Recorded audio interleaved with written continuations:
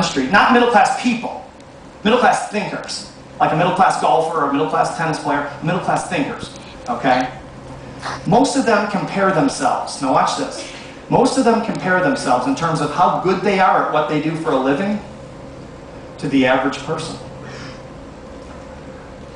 World-class performers compare themselves to whom? What do you think? Yeah, the world class, the best in the world. And so we coach the managers, we coach them to say, well, one of the things we tell them is we say, look, the middle class overrate themselves, the world class underrate themselves. Why? They're comparing themselves to completely two different groups. So the delusion factor sets in, and delusion is the enemy of mental toughness. So we say you got to get them into objective reality, not to hurt their feelings, to get them into objective reality so they can build on a solid foundation, because here's the problem. When someone thinks, and we've all experienced this, I'm sure, when someone thinks they're great at something, they stop improving, right? Just notice this for a second. I just have to say this, because it's one of my favorite things about speakers. Bob's in the room, Mark Victor Hansen's sitting right in front of me, and these guys they're picking, hopefully they're picking stuff up, but they're trying to pick stuff up. That's the idea, right? We're all learning from each other all the time. These guys don't go and they don't go and disappear because they're so successful in there, which they are, but they don't disappear. They're always trying to pick up one little thing. If I can get one little thing out of this guy talking, I can maybe do this or that. That's the way they think. But most people don't think like that. That's what we found.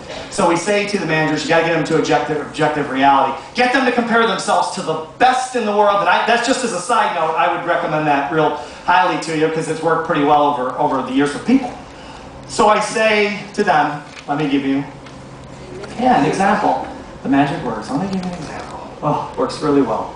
When I was 10 years old, I was actually one of the best 10-year-old tennis players in the world.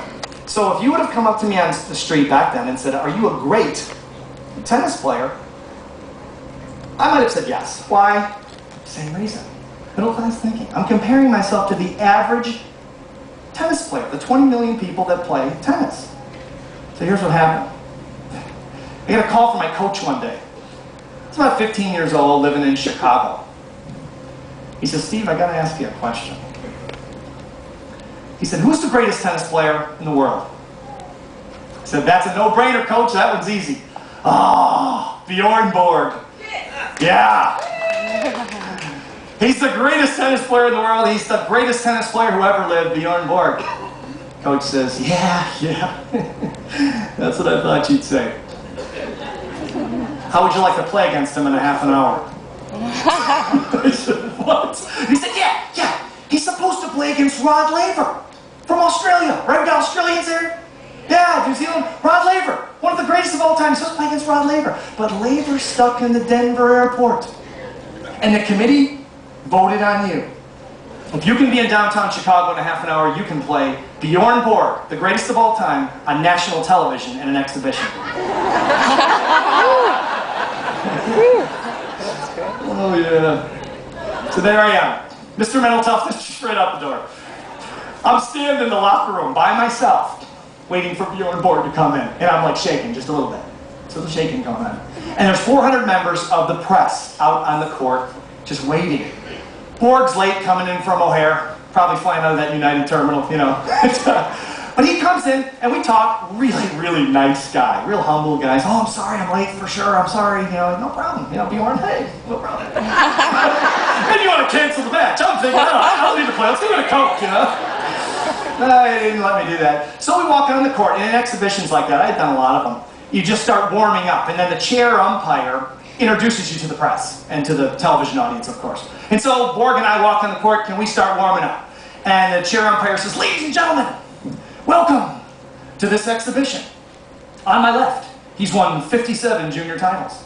He's the current point leader of the Chicago Grand Prix. Please welcome, from Elk Grove, Illinois, Steve Seibold.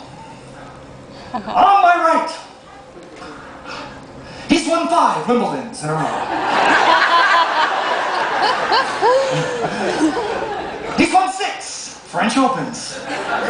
Currently ranked #1 in the world, widely considered the greatest tennis player of all time. Ladies and gentlemen, please welcome, from Stockholm, Sweden, the great Bjorn Borg. He said, Mr. Seibold's won the toss. He's elected to serve. Players ready? Play. And my friends used to ask me all the time, they said, what were you thinking? What were you thinking? When you're about to serve on national television to the greatest player to ever pick up a tennis racket, what was going through your mind? I mean, honestly, I had life-size posters of Borg. Remember those old door posters? We used to put them on the door. I don't know if kids do that anymore. But yeah, at my door, you want Borg, hit the backhand. On my door with the long hair, right? They said, what was it? What were you thinking? So, you know, honestly, I wasn't really, I've done a lot of exhibitions. I wasn't really thinking about anything. I felt pretty good. I don't know why, but I did. So I remember getting up there to serve, and camera's there, and, you know, pressing the whole bit, and I'm bouncing the ball, and I'm thinking to myself, I remember this like it was yesterday, I'm thinking, all right, rock and roll, baby, here we go, let's make it happen.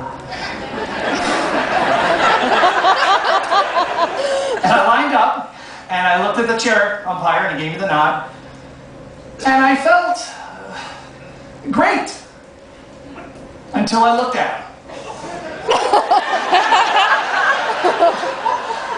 I thought, oh my God, that's Bjorn Borg. He's the greatest tennis player of all time. He's gonna kill me. He's gonna kill me. Yeah, he did. Yeah. Oh yeah, he killed me. I mean, there's no hero story here. I don't win at the end like Rocky. The guy was great. I mean, I couldn't believe it. I honestly just couldn't believe it. I remember hitting the shot, you guys. I ran over cross court. I hit this forehand cross court, drilled it all the way right on the line, threw Borg off the doubles alley. Borg's over here. He flies over, hits a forehand down the line. I run over, comes to the corner like this. I hit this slice backhand just like this. It lands 2 feet over the net. Borg's way over here. I'm walking to the center thinking the point's over. Borg flies across the court, drills a backhand down the line for a winner like this, and the crowd goes crazy. And I'm looking at him thinking, no one can do that. That's impossible.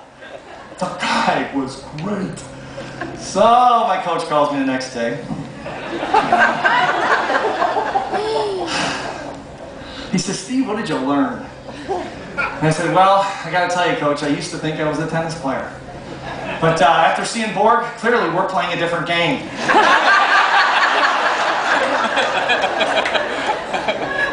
He said, well, specifically, what did you learn? And I said, well, here's the deal, Coach, and watch this, because here's the point. I said, Coach, I used to think I was fast. But compared to Borg, I'm actually slow. And I said, I used to think I had a solid game. But compared to Borg, I'm not solid at all. And I went down this laundry list of compared to Borgs, and here's what I figured out. I was pretty much a pretty mediocre tennis player compared, not to the average person, compared to the best at that time in the world. Very mediocre. So what did I do? Coach said, Steve, I've been telling you this for 5 years, baby. We got to go to work. And I said, you know what, Coach? You're right. I'm wrong. You're right. I got my ego out of it, and I said, I'm objective reality, baby. And I'll tell you what happened as a result of that. The bigger picture was, that's the day I actually got it. I got it. I thought, this is why probably most people don't get what they want. They're smart enough, they're educated enough, they're talented enough. They're just comparing themselves to the average person. I'm going to stop doing that. And I'm not saying I succeed. I've succeeded all the time since then, but I've thought about it every time and said, not the average person, but the best in the world.